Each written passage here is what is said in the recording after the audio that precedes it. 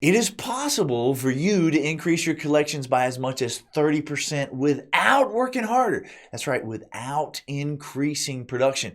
Make sure you have a pen and paper because in this episode, I'm going to show you how. Stay with us. Hi, folks. I'm Sean Crabtree. And I'm Cameron Bailey. We don't want to change the way you do business. We want to change the way you're thinking about your business. We want you to have better results, happier clients, and make more money. Let's get it started. Welcome into Dental Profits Podcast, a show that comes to you every single Friday with all sorts of tips and tricks, as you know, to have you in a position to have happier clients, better results, making more money, and enjoying the ride. We got to throw in the last part of that, Mr. Producer. Enjoying the ride. If you make lots of money, you have happier clients and better results, but you're not enjoying the ride, there's no longevity. That's right. So that's why we're having this conversation. Today we're going to talk about something super important. Yes, it's possible for you to increase your collections as much as 30% without increasing your production. Now, it is possible, and I'm going to show you the steps to walk through it. Mr. Producer has us coming to you live from our second home. That would be Nashville. We're not actually live, are we? No. If you're first time, it could be live. Yeah, it's for dramatic effect. Dramatic effect.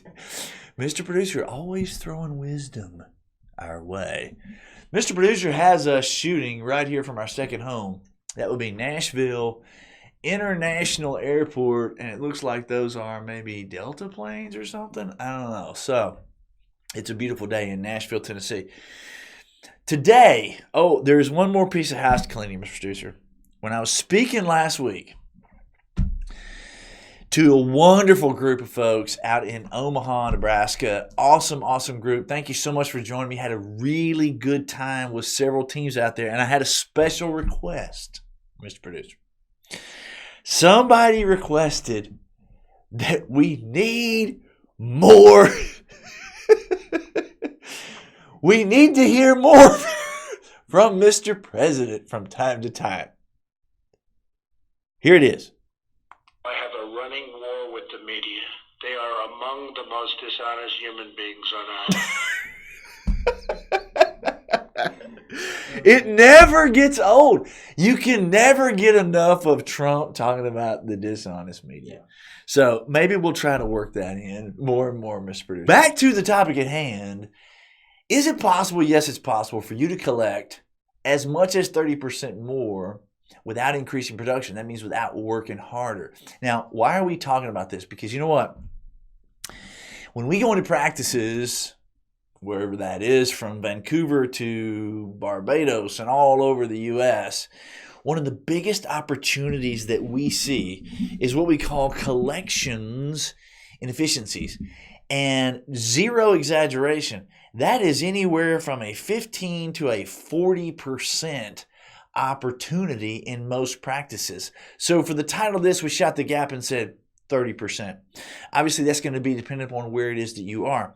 Collection inefficiencies. What is a collection inefficiency? Well, I love that term, collections inefficiencies. I borrowed that from my friend Rusty Bradbury, who has given me permission to use that terminology as long as I give him credit. So every time I use the word collections inefficiencies, I have to give Rusty Bradbury credit for that. Collections inefficiencies is a really fancy way of saying basically we're letting money out the door, but we're talking about money that is simply lost because of inefficiencies. We're not talking about money that we have to, crawl through the tunnel and come out the other side sweating and soaking. Really, it's just a matter of cleaning up some inefficiencies in the way that we're collecting the money. And it's not a really difficult thing once you implement the steps. But the result and the opportunity is tremendous. Anywhere from, like I said, 15 to 40%. So to have this conversation, we're going to talk about 2 or 3 different things, and I'm going to use the old flip chart, Mr. Producer, for this conversation. So what we're talking about here is collections inefficiency. I made us dark somehow. I don't know how I did that, but that's all right. We'll work with it. So when we're talking about as much as a 30% opportunity perhaps in your practice, then what we're talking about is really the top 3 things that we see. And we're going to talk about each one of these, and I want to tell you what you can do about it. Probably the first one is over-the-counter collections. And in this situation, we're talking about very low over-the-counter collections. Now, over-the-counter collections, you guys, as you know, over-the-counter collections would be money that can be collected at the time of schedule or money that can be collected at the time of service. Most practices have some form of insurance relationships, and I'm going to assume for this conversation that everything we're talking about is for the general bread and butter practice who has perhaps some PPO relationships and other kinds of insurance relationships. The very first biggest opportunity is over-the-counter collections. Now, over-the-counter collections, what is a good rule of thumb, Sean? What would you say? Over-the-counter collections now, we separate. In terms of over-the-counter collections would be cash, credit card, check, whatever like that. That's not a third-party lender scenario. Third-party lender we would categorize separately. This is Care Credit. This is Green Sky. This is Lending Club, City Health, et cetera, et cetera. So that would be separate from. We're not going to call that over-the-counter collections. Over-the-counter collections, we're talking strictly cash, check, or credit card. But we're talking about the patient's portion if it's an insurance patient, or we're talking about, the whole thing if we're talking about a non-insurance patient. So the lack of over-the-counter collections, and then I want to talk about some challenges with that, and then I want to tell you what some good things you can do to overcome it are.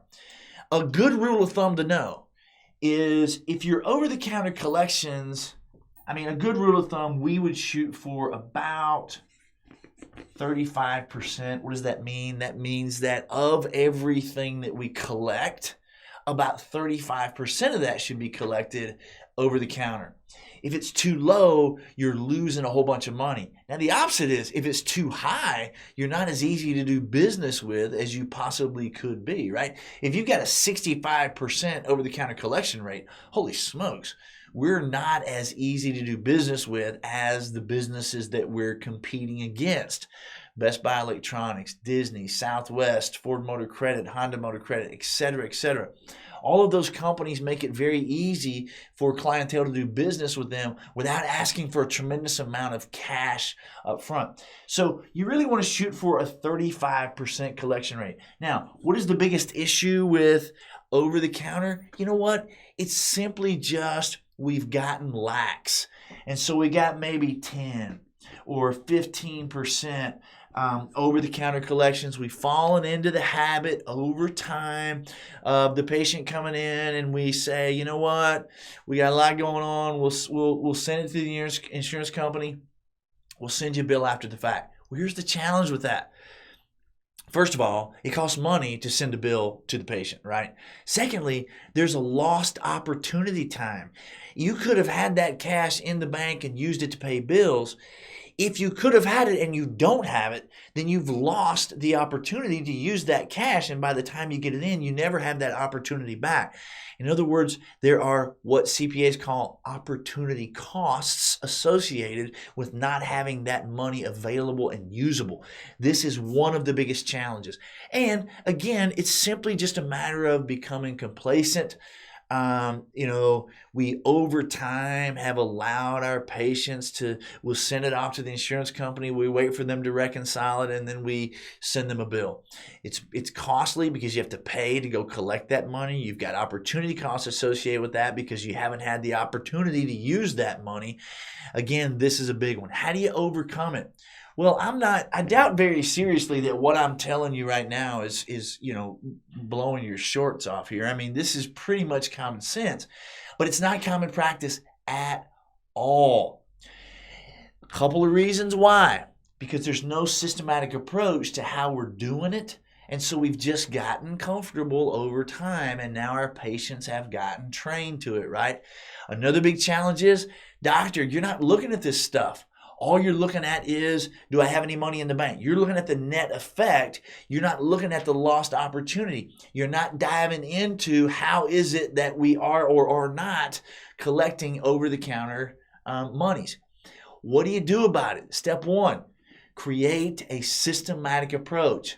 Step 2, create how it is that you're going to orchestrate this with existing patients. And this is a big one.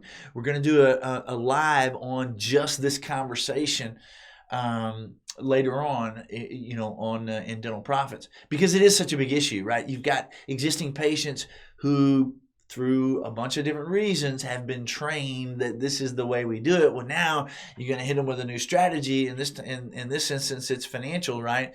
So you have to be clear on how you're going to orchestrate that. The best way to do it is just explain up front, right? Moving forward. I mean, and by the way, your clients, your patients also have businesses, so they understand this, right? So explain up front what it looks like, and now you have an orchestration laid out for also how you're going to lay it out to be able to collect it. That is the biggest barrier to implementing an increase in over-the-counter collections. The biggest barrier is we're not taking the time to sit down and figure out how to do it. We're jumping right to, oh, that'll never work. We can never collect over-the-counter because we've not done it in the past. And because we've not done it in the past, our patients aren't going to be willing to do it. And that belief is the biggest barrier that prevents us from going to the next step and going, okay, how could I orchestrate this in a way so that the patient understands it and so that they love us for it and so that they're willing to pay and it's not a big deal. If I get past that belief and go, you know what, my patients will do whatever I ask them to do. All I need to do is figure out how to orchestrate it in a way that they understand it. It makes sense. It's not assertive or aggressive or anything like that. It's just, here's the way we're going to do it. And we can implement that over time. You don't have to go starting Monday, bingo. Any increase is better than zero increase. If you're at 10, you take it to 12 and you're moving to 15 and on to 25. Hey, we're moving forward, right?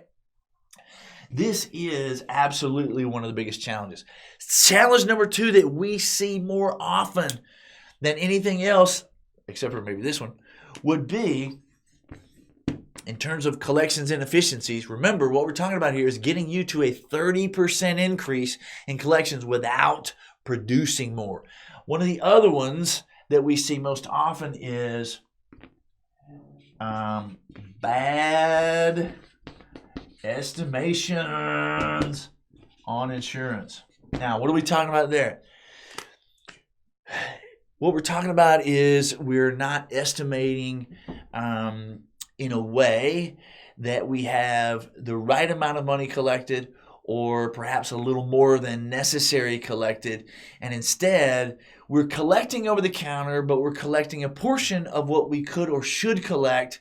And now we still have to go back for the patient after the fact, and we have to spend money to go get that money, either hard money in terms of, sending an invoice out, or indirect money that we're spending because the people on our team at the front are having to make these calls to get this money collected, right?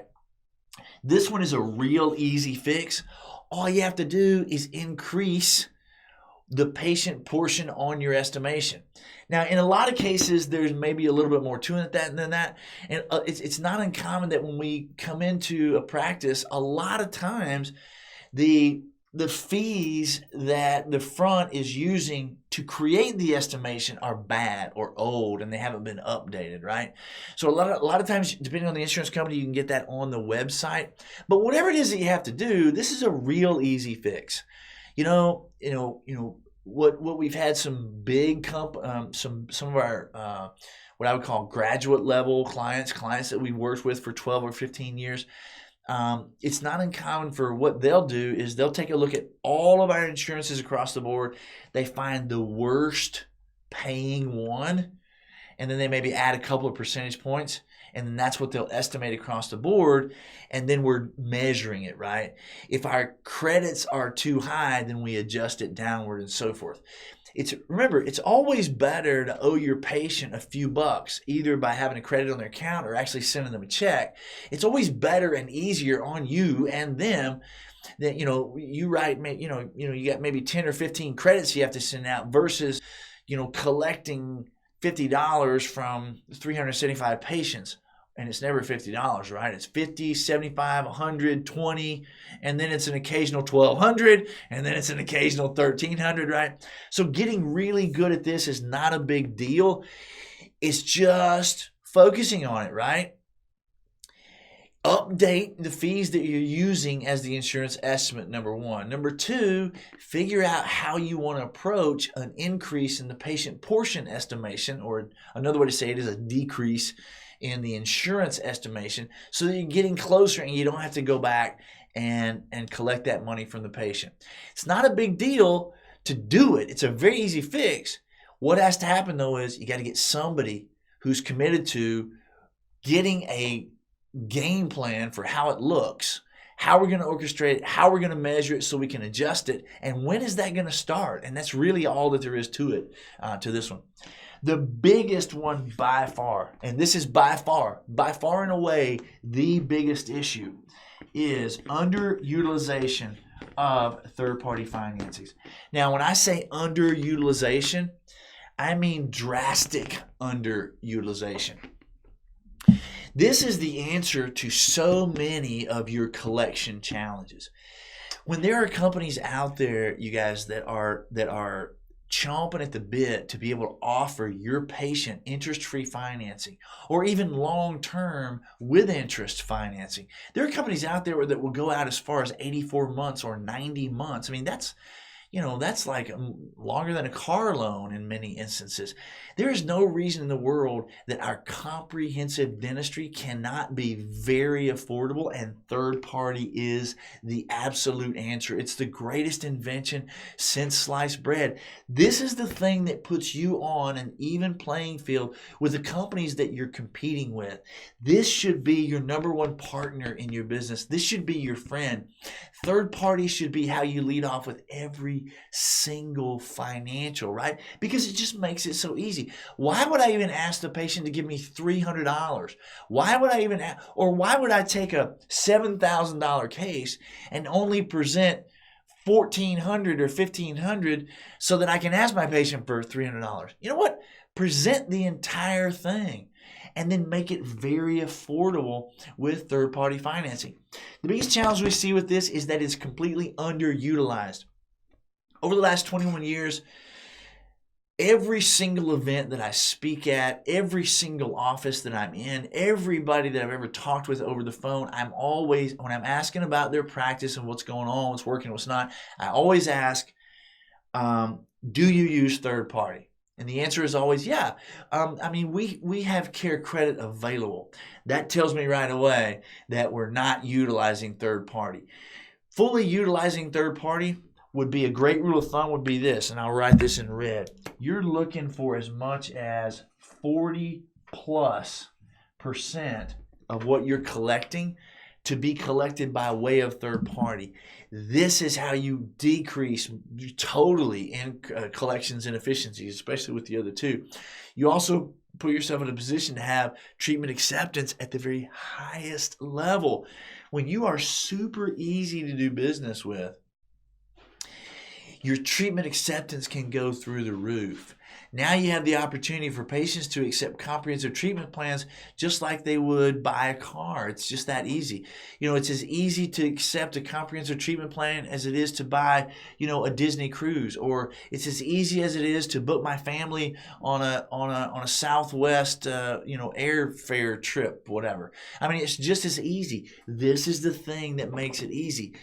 When we underutilize it, we're putting ourselves in situations where patients, are registering emotional pain because every time I come in here, I got to pay you $250 or $500 or $1,000 or $2,000 or whatever it is. When I can go to Best Buy 4 times in a week and I don't have to pay anything, right? I sign my name. It's all through third party, which I may be mistaken on this, Mr. Producer, but I think if you go to Best Buy, I think that's Synchrony. I know it is at Home Depot. But Yeah, most things are synchrony. Synchrony owns everything. Yeah. It's the beast in the room, man. It's like the 400-pound gorilla. Mm-hmm. We love Synchrony. We love Care Credit. Care credit is synchrony. Synchrony is care credit, by the way. So when I say underutilizing this, again, you're shooting for 40+% of everything that you're collecting to be over the counter. This is a massive, massive, influx on a regular basis to your collections.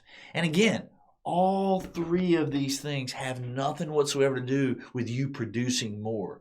You've got literally as much as a 30% increase in your revenue without working harder, without increasing, any production. This is very real. This is very doable. The way you get these things in place is get somebody who's going to be responsible for this. And like I said, that person, you need to have them come up with a plan for how we're going to orchestrate with our patients that we're going to collect over the counter, and what does that verbiage sounds like, and how are we going to do it. If you need help from us, we'll be glad to support you. You can find us at thecrabtreegroup.com. Reach out to us. I love this stuff. Like, I would love to be able to support you with verbiage on that. Here's a big caution, though. You can't let your beliefs slow you down. Remember, we talked about that in terms of the biggest barrier. The biggest barrier to most all these things is my patients won't go for that.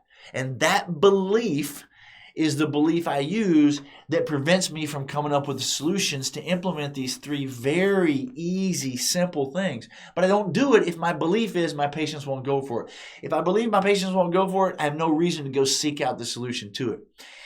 Your job as a doctor is to get me past that belief. Hold me accountable for the fact that, our patients will do whatever it is that we want them to do. We just have to figure out how to orchestrate this in a way that it works for them. The bad estimation on the insurance is a super duper easy one. But again, you need to have a person who's coming up with a plan. And before we implement the plan, bring it to the table. How are we going to estimate the insurance moving forward? When does that start, right? And how are we going to track it so that we know we may need to adjust higher or lower, whatever the situation is? Third party is the big one. This is the one that's underutilized. I mean, the number one reason, again, that this one's underutilized is back to the beliefs. We have this belief in our head because of past references, or here's the other thing.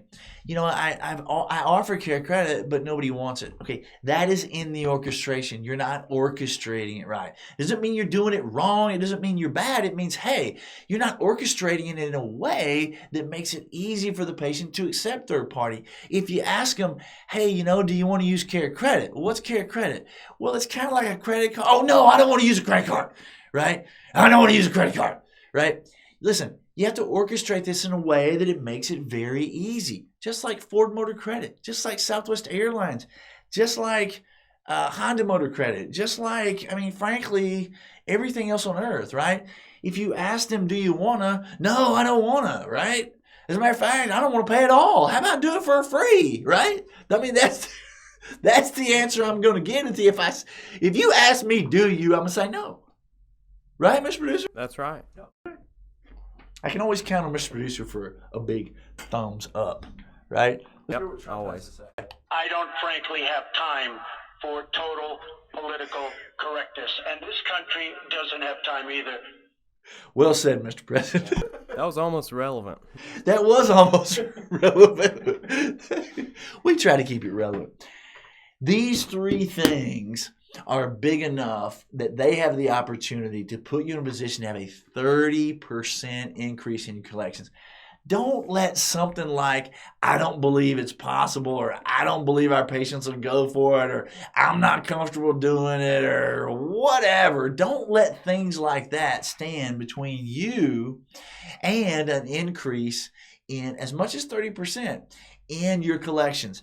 These are three ways to absolutely overcome collections inefficiencies. And if you implement any one of these three things and get a bigger boost, absolutely, you're going to do several things. You're going to put yourself in a position where the money is not coming between your patients and the work that they need to be done. Let me say this again.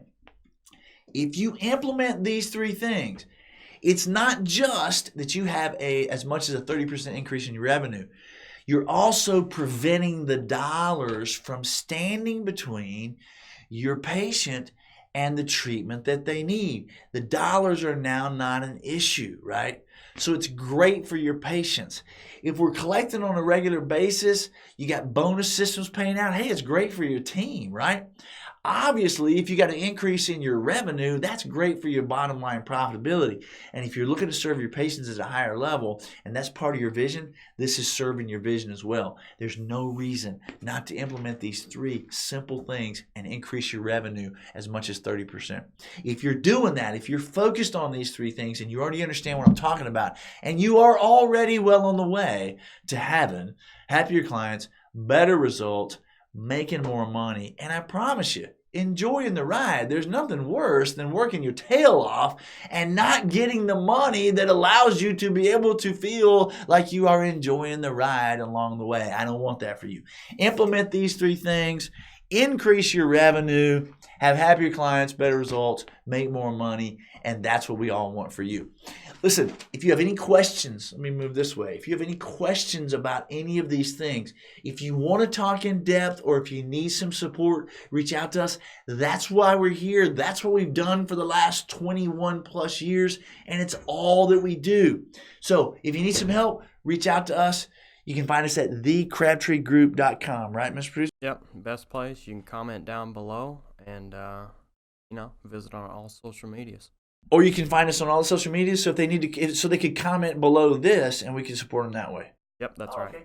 Yeah, so if you want to just leave a comment, we'll be happy to support you.